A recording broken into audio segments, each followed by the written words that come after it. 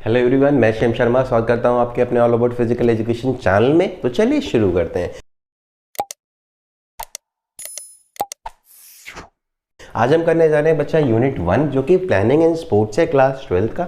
आज हम इसमें पार्ट 1 कवर करेंगे और पार्ट 1 में हम ये सारे आज टॉपिक कवर करने वाले हैं। ओके, अगर आपको इस चैप्टर के नोट्स चाहिए तो आपको डिस्क्रिप्शन में वीडियो को मिल जाएंगे। आप टेलीग्राम चैनल पे भी ज्वाइन कर सकते हैं, मेरे को ऑल अबाउट फिजिकल एजुकेशन के नाम से है वो चैनल, और वहाँ पर आप जाएंगे तो आपको नोट्स, MCQ क्वेश्चन, जो भी चीज़ आपको चाहिए आप खुद मांग सकते हैं। वहाँ पर जस्ट मैसेज कीजिए कि सर मेरे को इस चैप्टर के नोट्स चाहिए और मैं आपको फॉरवर्ड कर दूंगा उस चैनल पर। ठीक है, उस चैनल का भी लिंक आपको डिस्क्रिप्शन में मिल जाएगा इस वीडियो के, तो जाके ज्वाइन कीजिएगा। चलिए शुरू करते हैं। आज हम करने जा रहे हैं बच्चा प्लानिंग एंड स्पोर्ट्स। हमारा जो पहला टॉपिक है इस पार्ट में उसका नाम है प्लानिंग। तो जो हमारा पहला टॉपिक है प्लानिंग, तो प्लानिंग आप सबने की होगी अपनी लाइफ में, चाहे कोई छोटे से छोटा प्रोग्राम हो, चाहे बड़े से बड़ा प्रोग्राम हो, चाहे आप अपने फ्यूचर की बात करें। ठीक है, हर एक बंदा प्लानिंग करता है। तो अगर पूछा जाए व्हाट इज प्लानिंग, देखिए अगर आपको IAS PCS बनना है तो आप प्लान करेंगे ना कि कैसे मैं स्टडीज़ करूँ, क्या क्या करूँ, कहाँ जाके पढ़ना है, कौन सी बुक से पढ़ना है, ताकि आप IAS PCS बन पाएँ। ठीक है, सेकेंड ऑप्शन है शादी होती है घर में, तो आप क्या करते हैं, आप प्लान करते हैं कि ऐसे ऐसे काम होने, ये फंक्शंस होने, इन फंक्शंस में ये रिक्वायरमेंट है, ये सामान हमारे पास है, ये सामान हमें बाहर से लेके आना है। ठीक है, तो ये सारी चीज़ें जो प्लानिंग की जाती हैं ताकि शादी बहुत अच्छी हो, कोई कमी ना रह जाए। ठीक है, तो ये सारी चीज़ें हमारी प्लानिंग होती हैं। आई होप ये क्लियर हो गया होगा व्हाट इज़ प्लानिंग। अगर हम डेफिनेशन की बात करें कि कॉपी में आपको लिखना क्या है, तो आप सिंपल सा लिखेंगे, planning is a thinking process about our goal और we can make strategies to make our goal effective. ठीक है, जो भी हमारी प्लानिंग है वो एक प्रोसेस है, थिंकिंग प्रोसेस है, जिसमें हम अपने गोल के बारे में सोचते हैं, उनकी रिक्वायरमेंट्स के बारे में सोचते हैं। ठीक है, फिर हम स्ट्रैटेजीज बनाते हैं डिफरेंट, ताकि उन स्ट्रैटेजीज के हेल्प से हम अपने गोल को अचीव कर सके और हमारा गोल इफेक्टिव हो, मीन्स उसमें कोई कमी ना हो, जो हमें अपना चाहिए था, जो हमने गोल सेट किया था वो हमें बिल्कुल अच्छे से हमारा गोल मिल जाए। ओके, आई होप क्लियर हो गया होगा व्हाट इज प्लानिंग। तो प्लानिंग आपको क्लियर हो गया। अब बात करते हैं ऑब्जेक्टिव ऑफ प्लानिंग पे। ठीक है, ये हमारा सेकंड टॉपिक है। देखो, ऑब्जेक्टिव ऑफ प्लानिंग का आपको पहले मतलब बता देता हूं। ऑब्जेक्टिव मतलब ये होता है कि हम प्लानिंग क्यों करते हैं, हमारा प्लानिंग करने का मकसद क्या है। ठीक है, हम क्यों कर रहे हैं प्लानिंग। तो देखिए, सबसे पहला प्लानिंग हम क्यों करते हैं कि हमारा जो गोल है उसका हम एम पा सकें, जो भी उसका एम है, लक्ष्य है, हम उसको पा सकें। तो सबसे पहला ऑब्जेक्टिव आप इसमें क्या लिखेंगे, to achieve aim of our goal. ठीक है, जो भी हमारा गोल है उसका हम एम पा सकें। सेकंड इसमें ऑब्जेक्टिव आप लिखेंगे बेटा, to reduce the chance of mistake, हमें मिस्टेक के चांसेस को रिड्यूस करना है, ये हमारा ऑब्जेक्टिव होता है प्लानिंग का। थर्ड हम इसमें लिख सकते हैं, to arrange the resources, means जो भी हमारा प्रोग्राम है उसके लिए जो जो रिक्वायरमेंट है, लाइक अगर शादी है तो फूल वाला हो गया, ठीक है, कार्ड छपने हो गए, तो ये सारे जो भी रिसोर्सेज हैं जो हमें ज़रूरत है उस प्रोग्राम को अच्छा बनाने के लिए, तो उन रिसोर्सेज को इकट्ठा करना, means to arrange resources are the third objective of planning.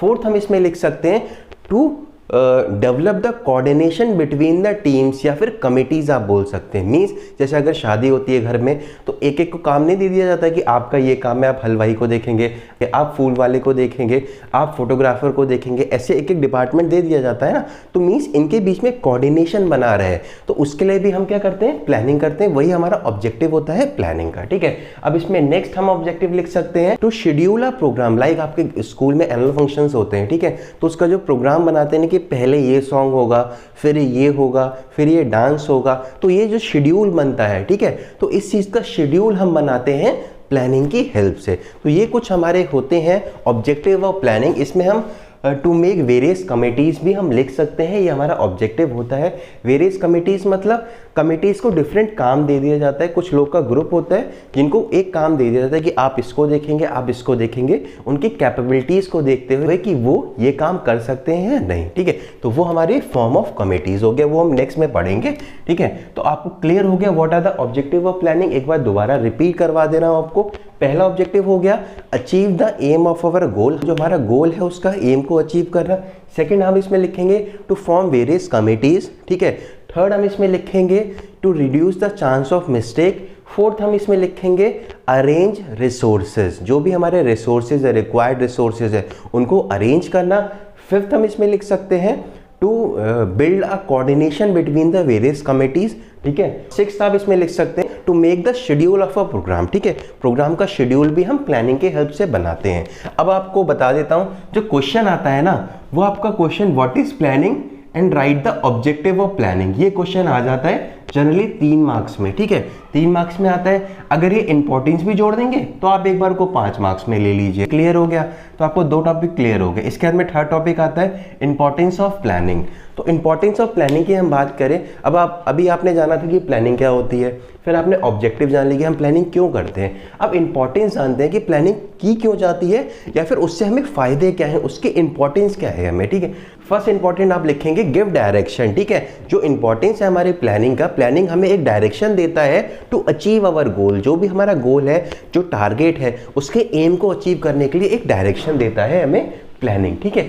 Second आप इसमें लिख सकते हैं बेटा रिड्यूस प्रेशर। देखिए अगर आपका एग्जाम है कल, ठीक है, और आपको कोई भी चीज़ याद नहीं है तो ऑब्वियसली बात है आपके ऊपर प्रेशर ज़्यादा होगा, बट आपने पहले ही प्री प्लान करके हर एक चीज़ अच्छे से याद कर ली है तो एग्जाम के दौरान आपका प्रेशर जो आपके ऊपर होगा वो कम होगा। तो यही हेल्प करता है प्लानिंग। अगर आप प्लान करके कोई भी प्रोग्राम करते हो तो आपको वर्कलोड या फिर आप बोल सकते हैं जो प्रेशर होता है वो कम होता है, बट अगर आप प्लानिंग नहीं करेंगे तो प्रेशर आपके ऊपर बहुत ज़्यादा होगा, ठीक है। तो सेकेंड इसमें आप टू रिड्यूस द प्रेशर लिख सकते हैं। थर्ड आप इसमें लिख सकते हैं to maintain the good coordination between the people या फिर बिटवीन द वेरियस कमिटीज़, जो भी कमिटीज़ वहाँ पर होती हैं प्लानिंग की हेल्प से उनके बीच में कोऑर्डिनेशन आ जाता है कि जो काम कर रहे हैं उनके बीच में बहुत अच्छा कोऑर्डिनेशन होगा कि मैंने बोला ऐसे करके कर दो तो वो अपने आप ही कर देगा, वो समझ जाएगा कि मैं क्या कह रहा हूँ उससे। बट हमने पहले प्लानिंग नहीं की होगी, पहले रिहर्सल नहीं की होंगी चीज़ों की, तो वो बंदा नहीं समझेगा वो चीज़, ठीक है। तो हम इसमें थर्ड में क्या लिखेंगे good coordination between the various committees, ये भी प्लानिंग की हेल्प से होता है। फोर्थ हम इसमें लिख सकते हैं गुड कंट्रोल ऑन एक्टिविटीज, जो भी हमारी एक्टिविटीज हो रही हैं उन पे हमारा एक अच्छा कंट्रोल रहता है, क्योंकि हम सबको पता है कि कौन सी एक्टिविटी कब होनी है कौन सी कब नहीं होनी है। जैसे अब एनुअल फंक्शन होता है तो पहले डांस चल रहा है, ठीक है, सेकंड में आपका क्या है सिंगिंग है, तो आपके लिए जो बच्चे हैं उनको तैयार करना होता है। अगर आपको पता ही नहीं है, एक शेड्यूल ही नहीं बना, आपने प्लान ही नहीं किया है, तो आपको पता ही नहीं है डांस के बाद में आपका कौन सा फंक्शन है, ठीक है, और आप जल्दी जल्दी तैयार करेंगे तो आपके ऊपर प्रेशर भी बढ़ेगा। बट अगर आप प्लानिंग करके रखेंगे तो पहले डांस है तो उसके बाद में जो भी प्रोग्राम है उसके लिए आप पहले से एडवांस में बच्चों को तैयार रखेंगे तो आपका एक अच्छी ग्रिप होती है जो भी एक्टिविटीज आप करा रहे हैं, ठीक है। ये कुछ इंपॉर्टेंस है। इसमें एक और इंपॉर्टेंस आप लिख सकते हैं, क्या लिख सकते हैं प्रिवेंट वेस्टेज, ठीक है। प्रिवेंट वेस्टेज मीन्स कैसे, एग्जाम्पल देता हूँ आपको। देखिए अगर एक कोई शादी है, आपको पता है कि आपके 500 गेस्ट आने वाले हैं, ठीक है, बट अगर आपने प्लान ही नहीं किया तो आपको नहीं पता कि आपने कितनों को कार्ड दिए, ठीक है, कितने लोग आएंगे, कुछ भी आपने प्लान नहीं किया और आपने बोल दिया जाओ 1000 लोग का खाना बनवा दो, ठीक है। तो जो 500 गेस्ट आपके आने वाले थे बट आपने 1000 लोगों का खाना बनवा दिया तो 500 लोग का खाना एक्स्ट्रा बना है ना, तो वो तो वेस्टेज ही जाएगा ना। तो मीन्स अगर आप पहले से प्लान करेंगे कि 500 गेस्ट आने वाले हैं, आपको पता है, तो कोई बात नहीं 600 का खाना बनवा लो, ठीक है, तो आपका कम वेस्टेज होगा या फिर वेस्टेज ही नहीं होगा, ठीक है। तो ऐसे हम प्लान करते हैं चीज़ें जिसकी हेल्प से हमारा वेस्टेज बचता है चीज़ों का, ठीक है। तो ये आपके इंपॉर्टेंस हो गए। अब बात करते हैं नेक्स्ट टॉपिक की, जो कि हमारा various tournaments committees and there responsibilities, ठीक है। क्या है various tournament committees and there responsibilities. अब टूर्नामेंट वर्ड आ रहा है बेटा, तो आप खुद सोचिए कि कोई भी टूर्नामेंट आपको ऑर्गेनाइज कराना है, मीन्स आप कोई टूर्नामेंट प्लान कर रहे हैं। एग्जाम्पल में आपके स्कूल में एक फुटबॉल मैच आपको ऑर्गेनाइज करना है, इंटर स्कूल फुटबॉल मैच, तो आपको उसकी प्लानिंग करनी पड़ेगी।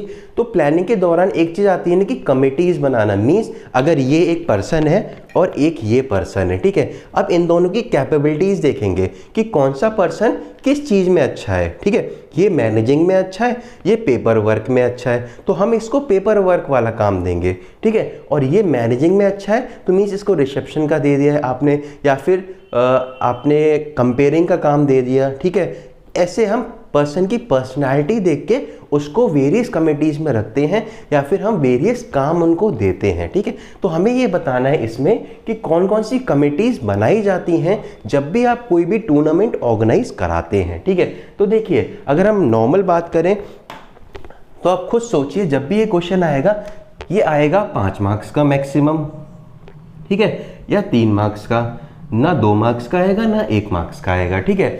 तो आप 5 मार्क्स में लगभग कितने टॉपिक लिखेंगे, ठीक है, 5 लिख देंगे, 6 लिख देंगे, ज़्यादा यही तो लिख सकते हैं ना।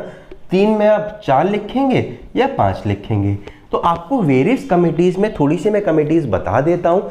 जैसे कि अगर स्कूल की हम बात करते हैं तो सबसे पहले आपका स्कूल का जो ओनर है, ठीक है, जो भी आपके स्कूल के ओनर हैं वो आते हैं, ठीक है, उनको हम चेयरपर्सन कमेटी बोल सकते हैं। क्या करते हैं वो लोग हमें फंड प्रोवाइड करवाते हैं, ठीक है, वो क्या करते हैं, वो हमें फंड प्रोवाइड करवाते हैं।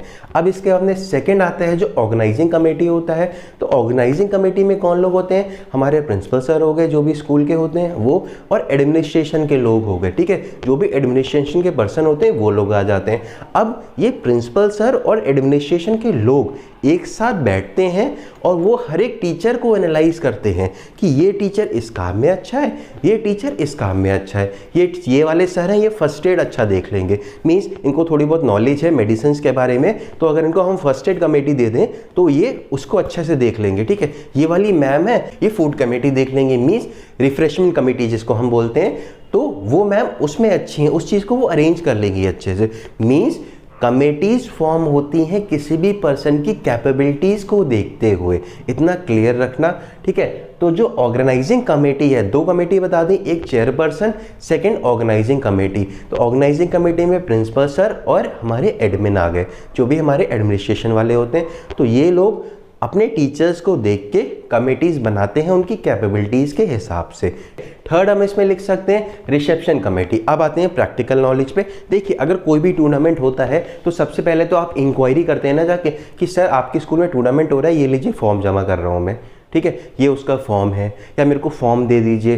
तो कोई ना कोई तो आपके पास आएगा ना फॉर्म लेने। तो सबसे पहले एक रिसेप्शन कमेटी बनती है जिसमें रिसेप्शन पे हर एक नॉलेज होती है उस टूर्नामेंट के बारे में, ठीक है। उनका काम होता है कोई भी पर्सन आता है इंक्वायरी करने तो उनको अच्छे से गाइडेंस दें, पूरी चीज़ें बताएं टूर्नामेंट के बारे में और उनको फॉर्म दें, वो फॉर्म फिल करेंगे और उस फॉर्म को कलेक्ट भी उनसे करना है। ये हमारा रिसेप्शन कमेटी का काम होता है। सेकंड हम लिख सकते हैं जब भी कोई भी टूर्नामेंट होता है तो ऑब्वियसली बात है ग्राउंड कमेटी भी होती है, ठीक है, ग्राउंड एंड इक्विपमेंट कमेटी आप बोल सकते हैं। उनका काम क्या होता है, जितने भी इक्विपमेंट्स यूज़ होने होंगे उस टूर्नामेंट में या फिर हमें ग्राउंड यूज़ करना है, ठीक है, तो उस ग्राउंड को अच्छे से मेंटेन करना, जो भी स्टैंडर्ड्स हैं हमारे स्पोर्ट्स के उसके हिसाब से उन ग्राउंड को बनाना ना, ये हमारा किसका काम होता है, ये हमारा ग्राउंड कमेटी का काम होता है। इसके बाद में देखिए लोग आते हैं तो आपको बोर्डिंग एंड लोडिंग कमेटी भी चाहिए। लाइक बाहर से कोई स्कूल आ रहा है टूर्नामेंट में पार्टिसिपेट करने के लिए तो आप उसको रहने के लिए तो देंगे ना, तो आपने बोर्डिंग लोडिंग कमेटी बना दी, ठीक है, आपने फर्स्ट एड कमेटी बना दी, आपने रेफरी कमेटी बना दी, मीन जज की कमेटीज जो होती हैं। तो ये कुछ कमेटीज़ हैं जो आपको बनानी पड़ती हैं कोई भी टूर्नामेंट ऑर्गेनाइज करने के लिए। तो एक बार दोबारा से एक बार रिवाइज कर लेते हैं कौन कौन सी कमेटीज होती हैं। देखिए सबसे पहली हमारी कमेटी होगी चेयरपर्सन कमेटी जिसमें ओनर आ जाते हैं। सेकंड हमारी ऑर्गेनाइजिंग कमेटी होगी जिसमें प्रिंसिपल सर आ जाते हैं और एडमिनिस्ट्रेशन के लोग आ जाते हैं। थर्ड हमारी कमेटी रिसेप्शन कमेटी हो गई। फोर्थ हम लिख सकते हैं डिसिप्लिन कमेटी, डिसिप्लिन भी मेंटेन करना है, ठीक है। फिफ्थ हम लिख सकते हैं बोर्डिंग लोडिंग कमेटी लिख सकते हैं और उसके बाद में हम फर्स्ट एड कमेटी लिख सकते हैं, सर्टिफिकेट कमेटी लिख सकते हैं जो सर्टिफिकेट बना के देते हैं प्लेयर्स के लिए, ठीक है, टूर्नामेंट के। इसके बाद में आप लिख सकते हैं रेफरी कमेटी लिख सकते हैं, ground maintenance and equipment committee लिख सकते हैं, ठीक है। इसके बाद में आप फाइनेंशियल कमेटी लिख सकते हैं, मीन जो भी खर्च हो रहा है उस पैसे का, उस एक एक पैसे का हिसाब रखना है उस टूर्नामेंट में क्या क्या पैसा कहाँ कहाँ खर्च हुआ है, तो ये हमारी फाइनेंशियल कमेटी देखती है, ठीक है। इसके बाद में प्रेस कमेटी लिख सकते हैं, प्रेस एंड मीडिया कमेटी, तो वो क्या करती हैं, वो टूर्नामेंट जो भी होता है उसके न्यूज़ उसको न्यूज़पेपर में पब्लिश करती हैं, बट बिफोर द टूर्नामेंट क्या करती हैं, उस टूर्नामेंट का एडवर्टाइजमेंट देती हैं अखबार में ताकि और स्कूल आके उसमें पार्टिसिपेट कर सकें। तो ये कुछ कमेटीज़ होती हैं बेटा, बहुत सारी कमेटीज़ हैं। ये क्वेश्चन बहुत कम ही आता है एग्जाम में, ठीक है, अगर आएगा भी तो 5 मार्क्स का आ जाएगा। तो मैंने आपको इतनी सारी कमेटीज़ बता दी हैं कि आप उनको आराम से लिख सकते हो स्टेप बाय स्टेप और उनके फंक्शन लिख सकते हो, ठीक है। बिल्कुल लॉजिकली सोच के लिखना, बुकिश लैंग्वेज में मत लिखना, ठीक है। चलिए आते हैं अपने नेक्स्ट टॉपिक पे जो कि हमारा फिफ्थ है, वो है टूर्नामेंट्स एंड इट्स टाइप, ठीक है। तो पहले हम टूर्नामेंट जानते हैं कि टूर्नामेंट होता क्या है। बच्चा बिल्कुल सिंपल बता रहा हूं, टूर्नामेंट एक वो हेल्दी कंपटीशन होता है जिसके हेल्प से हम best team of a game और अ स्पोर्ट्स को पता करते हैं कि कौन सी है। ठीक है, tournament is a healthy competition to find a best team of a game और अ स्पोर्ट्स। इतना क्लियर हो गया। अगर हम अदर वर्ड्स में बोलें इसको, एक और चीज हम लिख सकते हैं, tournament is a competition to find a winner. ठीक है, विनर को फाइंड करने के लिए जो भी कंपटीशन होता है उसको हम टूर्नामेंट कहते हैं। आई होप क्लियर हो गया। अब बात करते हैं टूर्नामेंट्स के टाइप की। 4 टाइप के होते हैं हमारे टूर्नामेंट्स। पहला हमारा नॉकआउट टूर्नामेंट, सेकंड हमारा लीग और राउंड रॉबिन टूर्नामेंट, थर्ड हमारा है कॉम्बिनेशन टूर्नामेंट और फोर्थ हमारा चैलेंजिंग टूर्नामेंट। ठीक है, ये 4 टाइप के टूर्नामेंट होते हैं। सबसे मोस्ट और इंपॉर्टेंट बात एक चीज बता देता हूं आपको, जो ये लीग लिखा है ना, लीग टूर्नामेंट, ये लीग टूर्नामेंट के नाम से नहीं आता है एग्जाम में। ये नाम याद कर लेना, राउंड रॉबिन टूर्नामेंट। ठीक है, जो हमारा लीग टूर्नामेंट होता है वो राउंड रॉबिन टूर्नामेंट के नाम से आता है, इतना याद रख लेना। ठीक है, तो चलिए आते हैं पहले टूर्नामेंट पे, जो कि हमारा नॉकआउट टूर्नामेंट। ठीक है, तो बेटा नॉकआउट टूर्नामेंट को अभी एक अच्छे एग्जांपल से बताता हूं आपको। ठीक है, आप सबको पता है 5-6 टीमें होती हैं, बहुत सारी टीमें होती हैं किसी भी कॉम्पिटिशन में। ठीक है, तो नॉकआउट टूर्नामेंट हमारा वो टूर्नामेंट है, लाइक ये 2 टीम है किसी भी टूर्नामेंट में खेल रही हैं, 3-4 और टीमें हैं। ठीक है, बट ये टीम इस टीम के साथ मैच खेल रही है, बट अगर ये टीम, ब्लू वाली टीम, मैच जीत गई तब वो उस टूर्नामेंट में आगे किसी और टीम के साथ मैच खेलेगी। ध्यान दीजिएगा, अगर ब्लू वाली टीम ने रेड वाली टीम से मैच किया और वो जीत गई तभी वो आगे वाली टीमों से मैच खेलेगी, बट अगर ये पहला मैच ही हार गई रेड वाली टीम से तो ये टूर्नामेंट से बाहर हो जाएगी। मींस नॉकआउट टूर्नामेंट हमारा वो टूर्नामेंट होता है जिसमें अगर टीम्स जीतती रहती है match,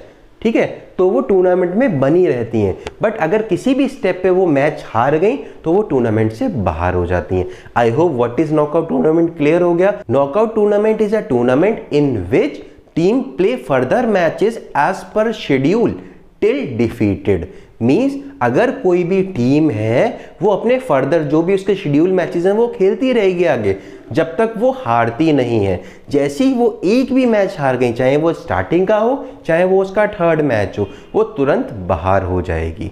I hope clear what is knockout tournament. अब बात करते हैं नॉकआउट टूर्नामेंट के एडवांटेजेस की और डिसएडवांटेजेस की बेटा। ठीक है, तो सबसे पहला एडवांटेज अगर हम बात करें, ये इकोनॉमिकली टूर्नामेंट होता है। मींस इसमें पैसा ज्यादा खर्च नहीं होता है, बहुत कम पैसे में ये टूर्नामेंट ऑर्गेनाइज हो जाता है। ठीक है, सेकंड आप इसमें लिख सकते हैं लेस टाइम। मींस टाइम बहुत ही कम रिक्वायर्ड होता है इस टूर्नामेंट को करवाने में। और वैसी बात है, जब टाइम कम रिक्वायर्ड होगा तो हमारे जो खर्चे होंगे वो भी कम होंगे, इसलिए ये इकोनॉमिकली टूर्नामेंट हमारा कहलाया जाता है। ठीक है, थर्ड हम इसमें लिख सकते हैं जो ऑडियंस है उनका इंटरेस्ट बना रहता है। लाइक आप देखिए T20 है आपका, ठीक है, तो उसमें इंटरेस्ट बना रहता है ना टीम्स का। बट अगर आप बात करेंगे टेस्ट मैच की, तो टेस्ट मैच की क्या इंटरेस्ट बना रहता है? नहीं इतना बना रहता है। ठीक है, तो आपका ये एक तरह से एडवांटेज हो गया है इसमें। अब बात करते हैं डिसएडवांटेजेस की बच्चा। तो डिसएडवांटेजेस की हम बात करेंगे तो उसमें सबसे पहला डिसएडवांटेज लिखेंगे कि प्रॉपर सिलेक्शन नहीं हो पाता स्किल्स प्लेयर का।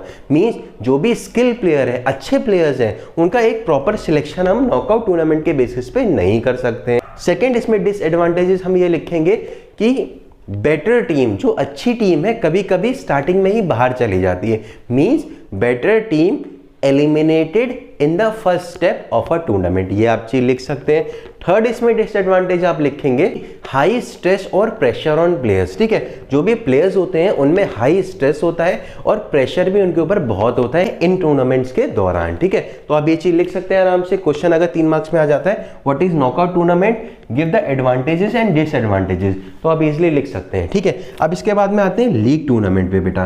तो लीग टूर्नामेंट को हम राउंड रॉबिन टूर्नामेंट के नाम से भी जानते हैं। तो आप एक चीज याद कर लीजिए, मैं फिर आपको बता रहा हूं कि जो लीग टूर्नामेंट है ना, अगर इसका कोई भी क्वेश्चन आता है तो वो ज्यादातर राउंड रॉबिन टूर्नामेंट नाम से आता है, तो ये सेकंड नेम जरूर याद कर लीजिएगा। ठीक है, चलिए अब इसकी डेफिनेशन को जानते हैं। तो लीग टूर्नामेंट एक वो टूर्नामेंट है जिसमें हर एक टीम से मैच खेलती है, चाहे वो हारे चाहे वो जीते।